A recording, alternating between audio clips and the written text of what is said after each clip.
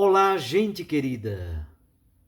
Hoje é quarta-feira, dia 3 de março, estamos na segunda semana da Quaresma e nós estamos fazendo o nosso retiro quaresmal todos os dias aqui, lendo e meditando o texto do Santo Evangelho.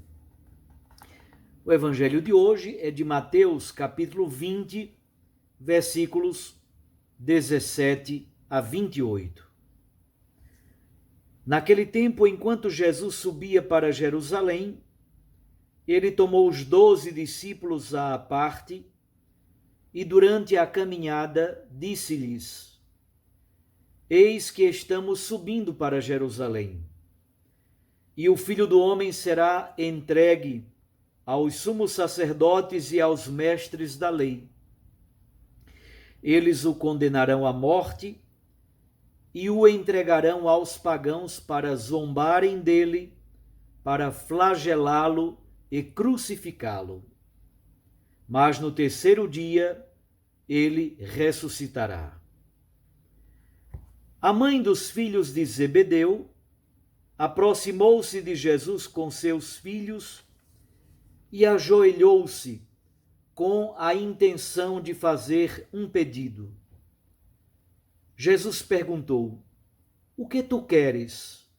Ela respondeu: Manda estes meus 2 filhos se sentarem no teu reino, um à tua direita e outro à tua esquerda. Jesus então respondeu: Não sabeis o que estáis pedindo. Por acaso podeis beber o cálice que eu vou beber? Eles responderam: Podemos. Então Jesus lhes disse: De fato, vós bebereis do meu cálice, mas não depende de mim conceder o lugar à minha direita ou à minha esquerda. Meu Pai é quem dará esses lugares àqueles para os quais ele os preparou. Quando os outros 10 discípulos ouviram isso, ficaram irritados contra os 2 irmãos. Jesus, porém, os chamou e disse: Vós sabeis que os chefes das nações têm poder sobre elas e os grandes as oprimem. Entre vós não deverá ser assim. Quem quiser tornar-se grande, torne-se vosso servidor. Quem quiser ser o primeiro, seja vosso servo. Pois o Filho do Homem não veio para ser servido, mas para servir e para dar a sua vida como resgate em favor de muitos. Palavra da salvação. Glória a vós, Senhor. Minhas irmãs e meus irmãos, o texto do Santo Evangelho de hoje segue basicamente aquele esquema presente também no Evangelho de Marcos e no Evangelho de Lucas. Jesus faz o anúncio da paixão e da ressurreição. Os discípulos não compreendem nada e reagem com a cegueira habitual. E isso é uma ocasião para Jesus fazer uma catequese. O texto do Evangelho de hoje começa no versículo 17 com um breve contexto. Ali se diz que Jesus está subindo para Jerusalém. Vocês sabem que no Evangelho de Mateus e de Marcos, Jesus sobe a Jerusalém somente uma vez, para a cruz, para a morte na cruz no Calvário. O Evangelho de Lucas é um pouco diferente, porque o Evangelho de Lucas, na verdade, começa em Jerusalém. A primeira cena do Evangelho de Lucas é com Zacarias oficiando no templo de Jerusalém. No Evangelho de Lucas, Jesus vai com os seus pais à festa aos 12 anos e depois permanece no templo discutindo teologia com os doutores. Em Marcos e em Mateus, Jesus só vai a Jerusalém no momento último para a sua morte. O Evangelho de João tem um outro esquema. No Evangelho de João, Jesus vai a Jerusalém muitas vezes por ocasião das festas litúrgicas. Concentremo-nos então em Mateus. Então, Jesus está subindo para Jerusalém. Já sabemos o que vai acontecer em Jerusalém. Sabendo o que está para acontecer em Jerusalém, Jesus então toma os seus 12 apóstolos à parte e começa a fazer uma formação mais específica com os 12 apóstolos. E o que Jesus diz?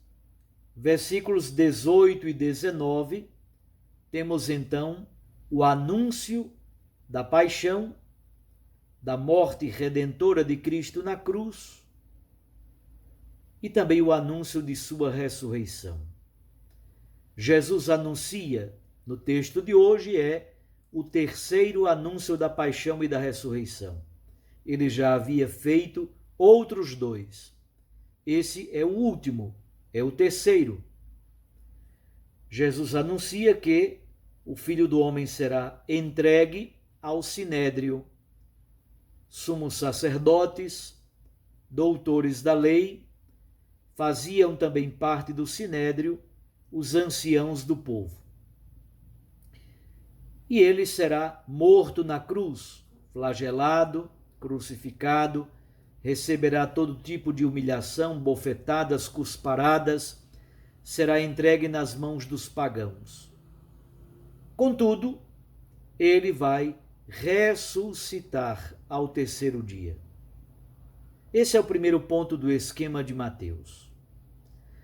O segundo ponto, a chamada cegueira dos discípulos. Os discípulos não compreendem nada. No Evangelho de Marcos, quem faz o pedido dos primeiros lugares são os 2 filhos de Zebedeu, isto é, João e Tiago. No Evangelho de Mateus, a cena foi tão constrangedora que Mateus diz que foi a mãe deles, a mãe dos filhos de Zebedeu, a mãe de João e Tiago. Contudo, pela resposta de Jesus a eles, a partir do versículo 22, podemos perceber claramente que aqui Mateus tenta atenuar a responsabilidade de João e de Tiago. Toda a resposta de Jesus é direcionada aos 2 rapazes. E também pela reação, no versículo 24, a reação dos outros 10 discípulos. Eles ficam irritados contra os 2 discípulos que fazem o pedido. Moral da história: nem Tiago e João compreenderam nada, mas também os outros 10 discípulos também não compreenderam nada. Enquanto Jesus está falando da morte redentora na cruz, João e Tiago estão brigando pelos primeiros lugares. Enquanto Jesus está falando da morte redentora na cruz e de sua ressurreição, os outros 10 discípulos estão irritados com João e Tiago e ficam irados com eles. Moral da história: ninguém entendeu nada daquilo que Jesus anunciou. Terceiro passo é então, agora, a partir do versículo 25, a oportunidade para Jesus fazer uma catequese. E a catequese é sobre o poder. Ninguém pode fugir do poder. Todos nós temos poder. Santo Agostinho dizia uma coisa muito bonita: a única coisa que nós podemos fazer é escolher. Ou você se apega ao amor cego ao poder, ou você se apega ao poder do amor. Todos temos poder. Jesus tem poder, os discípulos têm poder. Mas é um amor cego ao poder, ou é o poder do amor que se transforma em serviço e doação da vida? Jesus então diz: os chefes das nações, os grandes, os governadores, os reis, os presidentes das repúblicas, todos têm poder.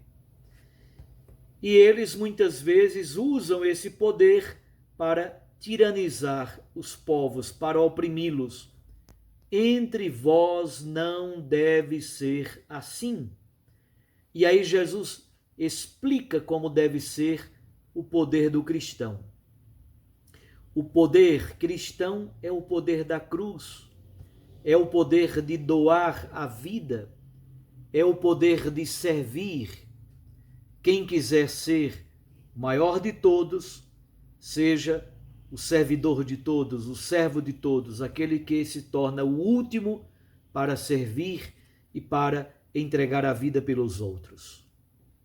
Aprendamos isso e exerçamos isso no ambiente da nossa família, da nossa comunidade eclesial, no ambiente do trabalho, na sociedade inteira. Quem quiser ser discípulo verdadeiro de Jesus, discípula do Senhor, se torne servo, se torne serva, o último de todos, assim será o primeiro de todos. O primeiro de todos é o último, é o primeiro servidor. Um abraço a você, até amanhã, se Deus assim nos permitir. Fique com Deus e com sua Mãe Maria Santíssima. Recorde que a palavra aquece o coração e a Eucaristia nos lança para a missão.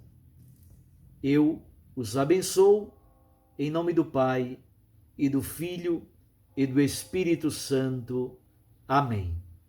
Até amanhã. Um abraço a todos.